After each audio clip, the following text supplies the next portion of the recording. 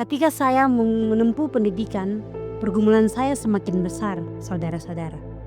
Menghadapi tekanan ekonomi, tuntutan akademik, tugas yang menumpuk, dan kebutuhan sehari-hari yang harus saya penuhi sendiri. Ketika saya bekerja, saya tidak makan. Dan saya pergi untuk bekerja, di dalam hati saya berkata, Tuhan akan siapkan. Perlahan-lahan saya melihat bahwa pergumulan yang saya jalani bukan untuk menghancurkan saya.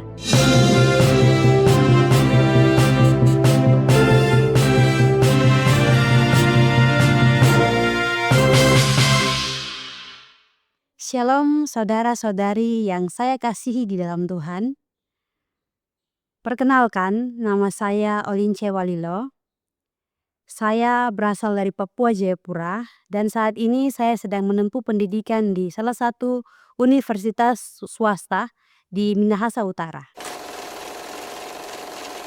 Pada kesempatan ini, saya ingin membagikan kesaksian hidup saya, bagaimana Tuhan menuntun saya dari masa lalu yang penuh air mata sampai pada kehidupan saya saat ini.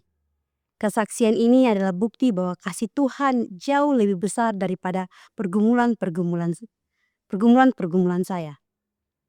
Sejak saya masih kecil, hidup saya tidak pernah berjalan mudah. Saya tumbuh dalam keluarga yang terpecah, kacau balau, tanpa kehadiran kedua orang tua yang seharusnya mendampingi saya. Saya melewati banyak perkara sendirian, dan seringkali saya merasa kehilangan arah. Karena semua kesedihan dan luka itu, saya pernah menyalahkan Tuhan. Saya merasa Tuhan membiarkan saya berjalan sendirian. Saya berkata begitu karena saat itu saya belum mengenal Tuhan secara pribadi. Namun seiring waktu berjalan, Tuhan mulai memperlihatkan bahwa sejak awal Dia tidak pernah benar-benar jauh dari saya. Ketika saya menempuh pendidikan, pergumulan saya semakin besar, saudara-saudara. Menghadapi tekanan ekonomi, tuntutan akademik, tugas yang menumpuk, dan kebutuhan sehari-hari yang harus saya penuhi sendiri. Ketika saya masuk di salah satu universitas swasta, tantangan itu semakin terasa. Ada banyak hari di mana saya hampir menyerah. Saya lelah secara fisik, mental, hati, dan pikiran. Bahkan saudara-saudariku, saya pernah bertanya dalam hati, apakah saya masih sanggup lanjut semester depan? Tekanan itu membuat saya bingung apakah harus berhenti atau tetap bertahan. Merasa sendirian menghadapi beban hidup. Sulit fokus belajar, khawatir masa depan saya akan hancur. Saya berada di titik di mana saya benar-benar tidak punya kekuatan lagi. Tetapi apa yang saya pikirkan tidak sama seperti apa yang Tuhan rancang untuk hidup saya. Titik baik ketika saya berdoa dan Tuhan menjawab doa saya. Di masa paling gelap itu, saya datang kepada Tuhan bukan dengan kekuatan tetapi dengan air mata. Saya berdoa sambil menangis, berkata kepada Tuhan bahwa saya tidak sanggup lagi. Dan Tuhan menjawab doa saya bukan dengan suara keras, tetapi lewat cara-cara unik yang hanya Tuhan saja yang bisa lakukan itu. Cara Tuhan yang unik menolong saya, Tuhan mengirim orang-orang baik yang menjadi jawaban doa saya. Di mana orang-orang yang saya tidak kenal, saya tidak sangka mereka datang menolong saya. Pada waktu itu saya sedang bekerja untuk mencari uang untuk perkuliahan saya. Di situ ada orang baik yang menolong saya. Sebelum saya ketemu dengan orang baik ini, saya sempat berdoa di tempat berdoa.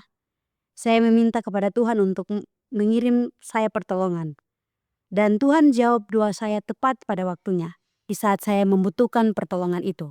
Dan ketika saya bekerja, saya tidak makan. Dan saya pergi untuk bekerja, di dalam hati saya berkata, Tuhan akan siapkan. Dan ketika saya mendengar kata hati saya dan saya melangkah dengan iman, dan benar, Tuhan menjawab doa saya di waktu yang tepat dan Tuhan menyiapkan apa yang saya pikirkan dalam hati saya. Ketika saya pergi ke tempat kerja saya, di situ ada seorang ibu yang memanggil saya. Dan saudari-saudara tahu, di mana pada waktu itu saya diberikan makanan. Pada waktu itu saya terharu oleh karena begitu baiknya Tuhan dalam kehidupan saya. Tuhan menolong saya dengan mengirim orang-orang baik yang menolong saya. Ada yang menguatkan saya, ada yang membantu saya tanpa saya minta.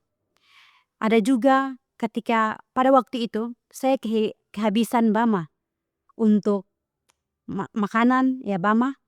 Pada waktu itu tidak ada uang sekali di tangan saya. Saya pergi untuk bekerja lagi. Ketika saya melangkahkan kaki saya untuk pergi bekerja, saya berpikir dalam hati, sebentar siang atau besok saya mau makan apa? Karena beras sudah tidak ada uang di tangan. Saya melangkah saja karena saya percaya Tuhan sudah siapkan. Dan ternyata benar, ketika saya percaya Tuhan siapkan, Tuhan benar-benar siapkan saudara-saudara. Di mana ketika saya melangkahkan kaki saya untuk pergi bekerja, ketika saya sapu-sapu, ada seorang bapak yang datang, dia bertanya alamat. Dan pada waktu itu saya memberitahukan alamat tersebut. Ketika bapak itu mau pergi, dia berhenti sejenak, dia panggil saya. Dia panggil dan dia bilang, "Oli," dia panggil saya. Dan ketika saya mendekat kepadanya, saudara-saudari tahu apa yang dia berikan uang kepada saya. Di situ saya merasa Tuhan tidak pernah membiarkan saya sendirian. Tuhan selalu menopang kehidupan saya. Di saat saya pikir jalan sudah buntu, Tuhan menyiapkan suatu tempat saat saya membutuhkannya. Tuhan membuka pintu-pintu yang saya pikir mustahil. Hal-hal yang menurut saya tidak mungkin, justru Tuhan jadikan mungkin. Hati saya mulai diberi ketenangan, bukan ketenangan karena semua masalah selesai, tetapi ketenangan karena Tuhan ada bersama-sama dengan saya.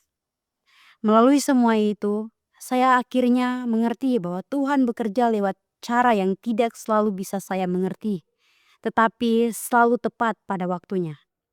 Proses Tuhan dalam hidup saya, perlahan-lahan saya melihat bahwa pergumulan yang saya jalani bukan untuk menghancurkan saya. Tuhan sedang memproses saya, Tuhan menguatkan hati saya, Tuhan membentuk karakter saya, Tuhan mengajar saya untuk bergantung kepadanya. Tuhan membangun iman saya sedikit demi sedikit. Pendidikan saya yang hampir terhenti, Tuhan buat tetap berjalan. Mental saya yang rapuh, Tuhan buat menjadi kuat. Hati saya yang penuh luka, Tuhan pulihkan pelan-pelan. Dan hubungan saya dengan Tuhan menjadi jauh lebih dalam dari sebelumnya. Ayat yang menopang saya, ayat yang selalu menguatkan saya di saat saya ingin menyerah, terdapat di dalam Yesaya 41 ayatnya yang ke-10 yang berbunyi, "Janganlah takut sebab aku menyertai engkau, janganlah bimbang sebab aku ini Allahmu, aku akan meneguhkan bahkan akan menolong engkau. Aku akan memegang engkau dengan tangan kananku yang membawa kemenangan." Ayat ini mengingatkan saya bahwa tangan Tuhan terus memegang saya, bahkan ketika saya merasa runtuh. Akhirnya, saat saya melihat kembali perjalanan hidup saya hanya bisa berkata bahwa Tuhan sungguh baik dalam kehidupan saya. Dulu saya menyalahkan Tuhan, sekarang saya bersyukur kepada Tuhan. Dulu saya merasa sendirian, sekarang saya tahu Tuhan selalu berjalan di depan saya. Kesaksian hidup saya adalah bukti bahwa Tuhan tidak pernah meninggalkan saya dan saudara. Tuhan menjawab doa dengan caranya yang unik. Tuhan mengirimkan orang-orang baik untuk menolong kita. Tuhan membuka pintu bahkan ketika kita tidak melihat jalan. Hidup saya hari ini adalah hasil dari kasih Tuhan yang tidak berubah. Puji Tuhan untuk segala kebaikannya. Amin.